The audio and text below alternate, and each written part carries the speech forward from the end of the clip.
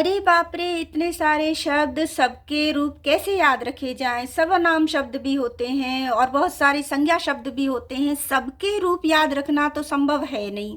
ऊपर से जितना याद करते हैं उतना कंफ्यूजन होने लग जाता है कि किस शब्द के प्रथमा एक वचन में विसर्ग लगता है, किसके में नहीं लगता, किसके द्वितीया बहुवचन में न लगता है, किस में नहीं लगता, तृतीया चतुर्थी पंचमी के द्विवचन में भ्याम लगाने से पहले किस में परिवर्तन होता है और किस में नहीं होता, तृतीया के बहुवचन में कहाँ पर भी लगता है, कहाँ पर आई लगता है, षष्ठी बहुवचन में कहाँ नाम लगता है, कहाँ नाम लगता है, सप्तमी बहुवचन में कहाँ सु लगता है, कहाँ मूर्धन्य शु लगता है, किस किस शब्द की चतुर्थी पंचमी एक जैसी होती है एक वचन में और किस किस शब्द की नहीं होती, किस किस शब्द की चतुर्थी में ए लगता है, किसकी में आय लगता है। तो जब भी हम अनुवाद करने बैठते हैं या हमें रूप लिखने को दिया जाता है किसी व्यक्ति का, तब हम अचानक से याद होते हुए भी उसी शंका से घिर जाते हैं, डाउटफुल होने लग जाते हैं। तो अब इन सभी समस्याओं का समाधान इन दोहों को याद कर लेने से हो जाएगा। दोहे क्योंकि गेयात्मक रूप में होते हैं, जैसे कि रहीम के, कबीर के, बस उसी धुन से हम उनको याद कर लेंगे। गेयात्मक रूप में याद करने की विशेषता ये होती है कि जब भी हम याद करते हैं तो बीच में से कहीं लाइन नहीं टूटती, पूरी की पूरी लाइन याद होती है। किसी गाने को या भजन को ही सुनिए, आपको कम से कम एक लाइन याद होगी। यदि आप भूलोगे तो उसकी दूसरी लाइन या अंतरा को भूलोगे। इसलिए सभी के लिए इन दोहों का बहुत ज़्यादा उपयोग है। विशेष रूप से जो टीचर की तैयारी कर रहे हैं कंपटीशन की, उन्हें जब ये रूप लिखने को दिए जाएंगे या अनुवाद करने को दिया जाएगा, खासकर फर्स्ट ग्रेड के टीचर्स के लिए, इनका बहुत ज़्यादा उपयोग है, क्योंकि उनके लिए पूरा संस्कृत में आता है और अनुवाद से लेकर अशुद्धि से लेकर रूप लिखने के प्रश्नों से लेकर सब में इनकी ज़रूरत पड़ने वाली है। तो चलिए हम शुरू कर लेते हैं। जैसे कि संस्कृत आचार्यों की, लेखकों की परंपरा रही है कि वो हमेशा आरंभ जो करते हैं वो किसी शुभ शब्द से ही करते हैं, जैसे श्रियकुरुनामादिपस्य पालिनीम, किरातार्जुनीयम का आरंभ हुआ। इसी तरह से श्री या ओम कोई ना कोई ऐसा शुभ शब्द लेते हैं जहाँ से हम एक तरह से अपनी रचना की सफलता की कामना भी ईश्वर से कर लेते हैं। तो मैंने भी अपने प्रथम दोहे का जो आरंभ किया है वो श्री शब्द से ही किया है, और इस दोहे को आप भूलोगे तो है ही नहीं, क्योंकि श्रीमती शब्द तो आता ही है ना। बस इतना याद रखना कि श्रीमती से हमें आरंभ करना है। और राम हरि या हरि राम, इस तरह के नाम भी होते हैं। एक बार आपने शुरू कर लिया तो आपको ये पूरी लाइन ही याद रहेगी। तो पहले मैं स्पष्ट कर देती हूँ इसको कि श्री का अर्थ है ईकारांत स्त्रीलिंग। सभी ईकारांत स्त्रीलिंग यानी कि श्री, सभी ह्रस्व ईकारांत स्त्रीलिंग यानी कि मति। मति कहने का तात्पर्य क्या होगा? सभी ह्रस्व ईकारांत स्त्रीलिंग। वैसे मैंने मोटे तौर पर बताया था कि सभी ह्रस्व स्वरों के अंत वाले शब्द जो होते हैं वो पुल्लिंग होते हैं, जैसे राम, हरि। लेकिन कुछ अपवाद भी होते हैं कि ह्रस्व स्वर वाला भी स्त्रीलिंग हो जाता है, जैसे मति, ये ह्रस्व ई है लेकिन ये स्त्रीलिंग है। हरि पुल्लिंग है। और सभी ह्रस्व दीर्घ ईकारांत स्त्रीलिंग ही होते हैं, पर कोई अपवाद हो सकता है जो कि पुल्लिंग भी हो। इसीलिए तो हम इतने कंफ्यूज होते हैं। तो इन नियमों को यदि हम दोहों के रूप में याद रख लेंगे तो कोई भी शब्द आता है तो यदि लिंग बदलता है तो क्या परिवर्तन हो जाएगा, इस तरह से हम कभी कोई गलती नहीं करेंगे।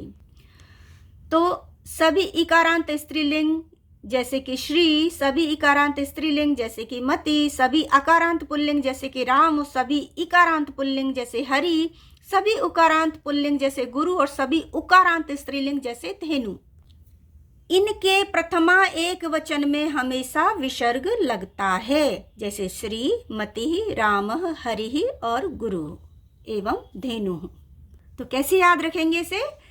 श्रीमती राम हरि गुरु धेनु में विसर्ग लगता है, याद रखो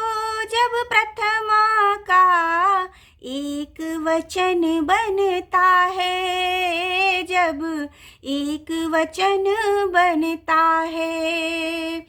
लेकिन रमा नदी दोनों का जब भी रूप बनाना, तो प्रथमा एक वचन में ना कभी विसर्ग लगाना, ना कभी विसर्ग लगाना। तो आकारांत स्त्रीलिंग जैसे कि रमा, इनके तो प्रथमा एक वचन में विसर्ग लगता ही नहीं है। लेकिन मैंने ऊपर कहा कि सभी ईकारांत स्त्रीलिंग शब्दों के एक वचन में विसर्ग लगता है, उसका ये अपवाद है। इसलिए दोनों दोहे मैंने एक साथ बोले हैं ताकि दोनों एक के बाद दूसरा याद रहे। लेकिन ये अपवाद है कि नदी शब्द दीर्घ ईकारांत होते हुए भी उसके प्रथमा एक वचन में विसर्ग नहीं लगता। यानी कि आकारांत स्त्रीलिंग में और सभी श्री में लगेगा केवल, यानी कि ईकारांत में स्त्रीलिंग में लगेगा केवल नदी के ईकारांत नदी को छोड़कर। तो रमा यानी आकारांत शब्दों में और केवल ईकारांत नदी शब्द में कभी भी प्रथमा का एक वचन बनाओ तो विसर्ग मत लगाना। आगे समझ लीजिए कि ईकारांत स्त्रीलिंग जितने भी शब्द होंगे उनका पहली और दूसरी विभक्ति का बहुवचन बिल्कुल एक जैसा होगा, लेकिन नदी और लक्ष्मी शब्द को छोड़कर। जैसे श्री श्रियौ श्रियः, श्रियम श्रियौ श्रियः, तो यहाँ ईकारांत था, इनके प्रथमा और द्वितीया के बहुवचन दोनों श्रेय हुए।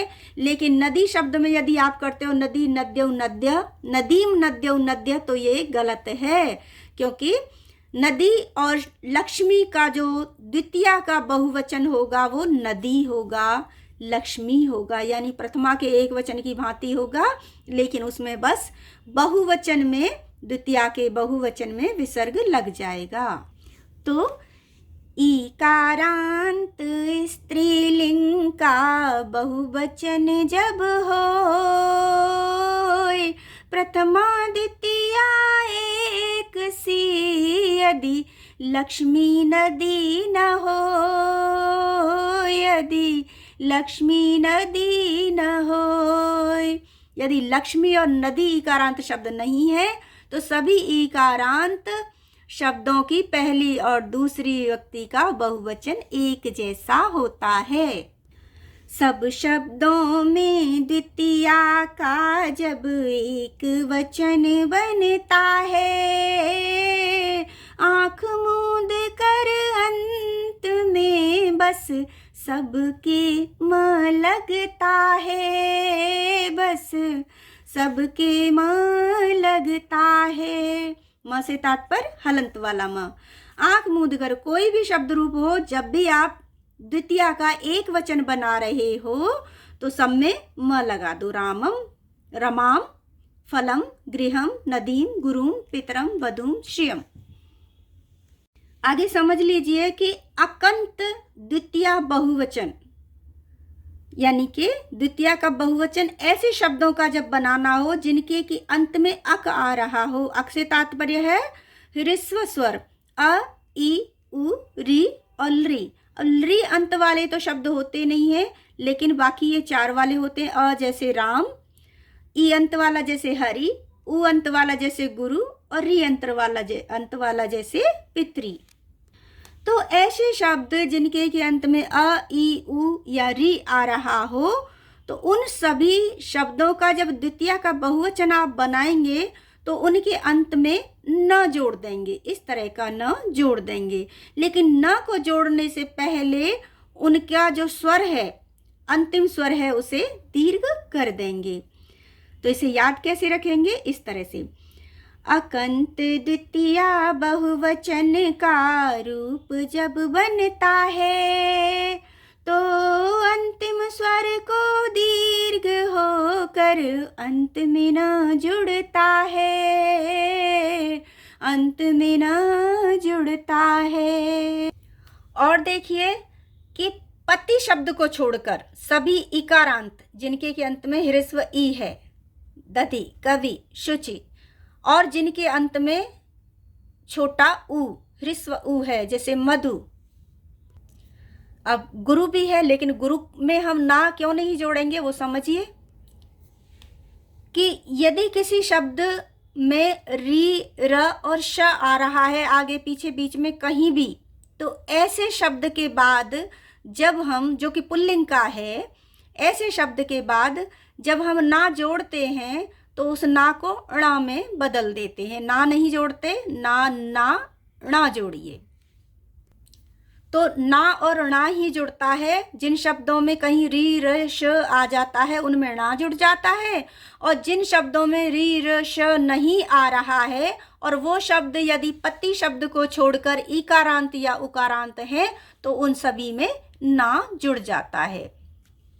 इन दोनों को एक साथ याद रखना है। कैसे याद रखेंगे? छोड़ पति, पति को छोड़ने वाली बात से याद रख सकते हैं। जब भी इकारांत उकारांत का प्रसंग आ जाए तो छोड़ पति पुल्लिंग के जब अंत में ई उ हो, तो एक वचन में जोड़ना जब तृतीया विभक्ति हो, जब तृतीया विभक्ति हो। लेकिन कोई शब्द यदि रीर्ष से युत हो तो ना जोड़िए जब तृतीया वचन एक हो, जब तृतीया वचन एक हो। तो तृतीया व्यक्ति का एक वचन आप जब भी बना रहे हैं, तृतीया व्यक्ति का एक वचन, तृतीया का एक वचन जब भी बना रहे हैं, तो यदि शब्द ह्रस्व इकारांत या उकारांत है पति शब्द को छोड़ के, तो सबके पीछे ना लगा दीजिए। और यदि किसी शब्द में री, र, श आ रहा है तो उनके पीछे ना नहीं लगाना है, ना लगाना है। जैसे हरि इकारांत है तो इसमें ना लगेगा, लेकिन र है इस कारण इसमें ना नहीं लगेगा बल्कि णा लगेगा। हरिणा, कर्तृ, कर्तृणा, वारी, र के कारण वारिणा, शर्मन, इसमें र है तो र के कारण शर्मणा। और देखिए, प्रथमा द्वितीया द्विवचन सदा एक सा होए, स्वरलिंगों का भेद भी बदल सके ना कोई, बदल सके ना कोई। आप कोई भी शब्द उठा लीजिए, किसी भी लिंग का उठा लीजिए, किसी भी स्वर अंत वाला उठा लीजिए, पुल्लिंग, स्त्रीलिंग, नपुंसक लिंग में कोई भी लिंग उठा लीजिए, सबका प्रथमा और द्वितीय व्यक्ति का द्विवचन एक जैसा ही होता है। जैसे रामः, रामौ, रामाः, रामम, रामौ, रामान, तो ये द्विवचन दोनों में केवल रामौ आया। इसी तरह हरे, हरि, हर्यः, हरिम, हरि, हरिन, द्विवचन दोनों का ही हरि है। रमा, रमी, रमाः, रमाम, रमे, रमाः, द्विवचन दोनों का रमे है। नदी, नद्यौ, नद्य, नदीम, नद्यौ, नदी, लेकिन भले ही बहुवचन बदल गया पर द्विवचन दोनों का एक जैसा ही रहा। इसी तरह से जैसे फलम, फले, फलानी नपुंसक लिंग में बता रही हूँ, और फलम, फले, फलानी, क्योंकि नपुंसक लिंग की तो दोनों विभक्ति ही एक जैसी होती हैं पूरे तीनों वचनों की। तो अभी आप ये 8 श्लोक याद कर लीजिए, इनको समझ लीजिए, और शेष जो 8 हैं उनको अगले वीडियो में बताया जाएगा। अगर सब्सक्राइब नहीं किया है तो नोटिफिकेशन मिले, क्रमशः वीडियो आपको देखने के मिले, इसके लिए आप चैनल को सब्सक्राइब कर लीजिए। यदि आप शिक्षक प्रतियोगी परीक्षाओं की तैयारी कर रहे हैं, विशेषकर फर्स्ट ग्रेड संस्कृत लेक्चरर की, तो आप मेरे सभी वीडियोस को देखें, समझें। वो एक तरह से आरपीएससी की या फर्स्ट ग्रेड के टीचर की पूरी तैयारी उसमें बताई हुई है, प्लेलिस्ट बनाई हुई है, क्रमशः उनको देखते रहें। और यदि आप ग्रेजुएशन कर रहे हैं तब भी आपके लिए ये सभी वीडियो उपयोगी हैं। और यदि कोई टॉपिक समझ नहीं आ रहा है, पढ़ना है, तो आप कमेंट बॉक्स में आप उसके लिए सुझाव दे सकते हैं, मैं वीडियो बना दूंगी। 6th to 12th की संस्कृत मैंने पूरी डाल दी है और विशेष रूप से मैं और बेटर तरीके से बना के वीडियो डालती रहती हूँ। तो जिनके बच्चे 6 to 10th एक ऑप्शनल सब्जेक्ट के रूप में संस्कृत को पढ़ते हैं वो चैनल को सब्सक्राइब करें और या फिर बताएं, उनके लिए और भी विस्तार से बना दिया जाएगा और अच्छे सरल तरीके से, ताकि उनके बच्चे या वो स्वयं अपने बच्चों को उनको देख के संस्कृत पढ़ा सकें। तो एक बार हम इन सभी दोहों को एक बार क्रमशः एक साथ पूरे गाते हैं। तो आप भी मेरे साथ तब तक इनको गाइए और जब तक गाते हैं तब तक आप लाइक कीजिए, शेयर कर लीजिए और सब्सक्राइब कर लीजिए। श्रीमती राम हरि गुरुधेनु में विसर्ग लगता है, याद रखो जब प्रथमा का एक वचन बनता है, जब एक वचन बनता है। लेकिन रमा नदी दोनों का जब भी रूप बनाना, तो प्रथमा एक वचन में ना कभी विसर्ग लगाना, ना कभी विसर्ग लगाना। ईकारांत स्त्रीलिंग का बहुवचन जब होए, प्रथमा द्वितीया एक सी यदि लक्ष्मी नदी न हो, यदि लक्ष्मी नदी न हो। अकंत द्वितीया बहुवचन का रूप जब बनता है, तो अंतिम स्वर को दीर्घ होकर अंत में न जुड़ता है, अंत में न जुड़ता है। छोड़ पति पुल्लिंग के जब अंत में इ उ हो, तो एक वचन में जोड़ना जब तृतीया विभक्ति हो, जब तृतीया विभक्ति हो। लेकिन कोई शब्द यदि रीरुष से युत होए, तो नाना जोड़िए जब तृतीया वचन एक होए, जब तृतीया वचन एक होए। प्रथमा द्वितीया द्विवचन सदा एक सा होए, स्वरलिंगों का भेद भी बदल सके ना कोई, बदल सके ना कोई।